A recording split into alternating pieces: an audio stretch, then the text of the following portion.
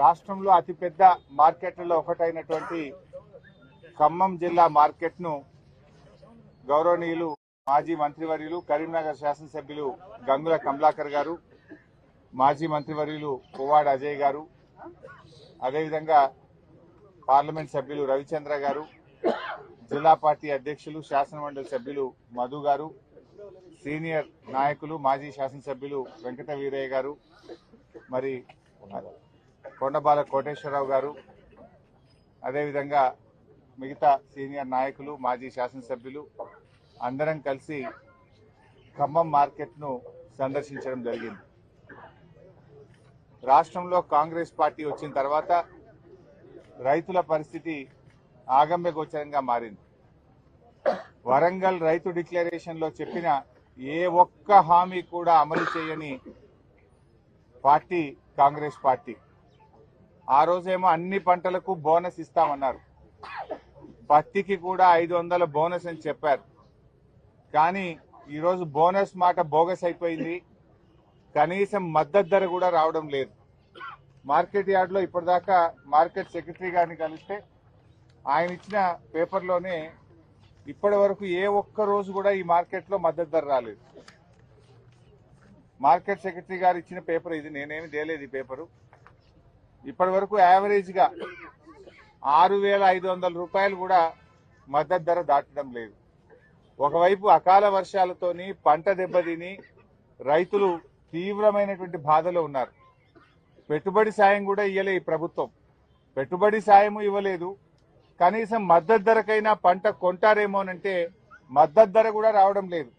అంటే 500 బోనస్ దేవుడికి కానీ 1000 రూపాయలు మద్దతు ధర కంటే తక్కువ కొంటున్నారు. అంటే 1500 రూపాయలు నష్టం.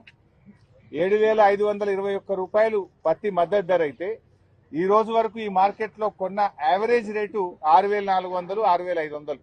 అంటే ప్రతి క్వింటాల్ మీద 1000 రూపాయలు రైతు నష్టపోతున్నాడు.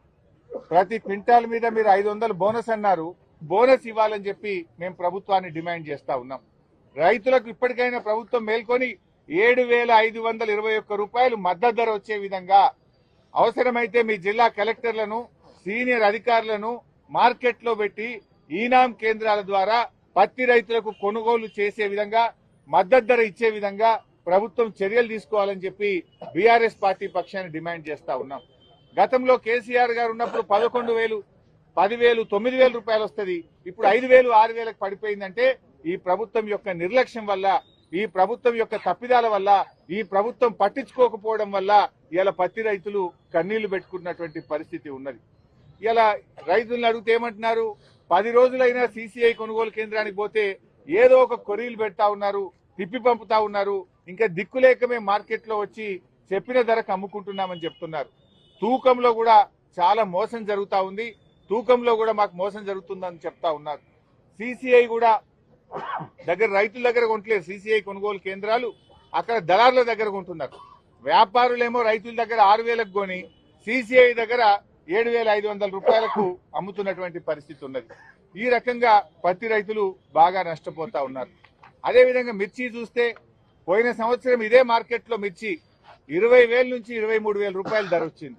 ఈసారి నిన్న ఇవాళ మార్కెట్లో చూస్తే మిర్చి రైతులకు 13,000 రూపాయలు కూడా రావడం లేదు. సగానికి సగం మిర్చి రేటు పడిపోయింది, సగానికి సగం పత్తి రేటు పడిపోయింది. అంటే మరి రైతులు ఏం కావాలి?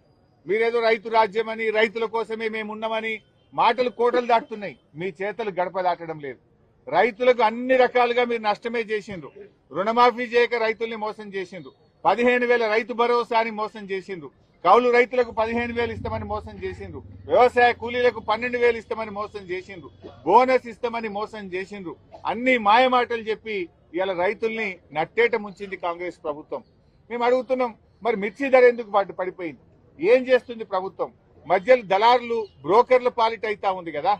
ఇలా పోయిన సంవత్సరం 23,000 పాడినటువంటి పాట ఈసారి 13,000కి ఎందుకు తగ్గింది? గతంలో 11,000 పోయినటువంటి పత్తి 6,500కి ఎందుకు తగ్గింది? ఈ ప్రభుత్వం నిద్రపోతా ఉందా? ప్రభుత్వం ఎందుకు చర్యలు తీసుకోవడం లేదు అని మేము అడుగుతా ఉన్నాం. మంత్రులేమో చాలా బిజీ ఉన్నారు. జిల్లాలో 3 మంత్రులు ఉన్నారు. ఒకరిపైన ఒకరు పై చేయి సాధించడం కోసం వాళ్ళు బిజీగా ఉన్నారు. నాది నడవాలంటే నాది నడవాలి, అని ముగ్గురు మంత్రులు ఒకరి మీద ఒకరు పై చేయి సాధించడానికి ప్రయత్నం చేస్తున్నారు. ప్రజల సమస్యలు మాత్రం గాలికి వదిలేసింది. ప్రజా సమస్యల్ని మాత్రం పట్టించుకున్నటువంటి పరిస్థితి లేదు.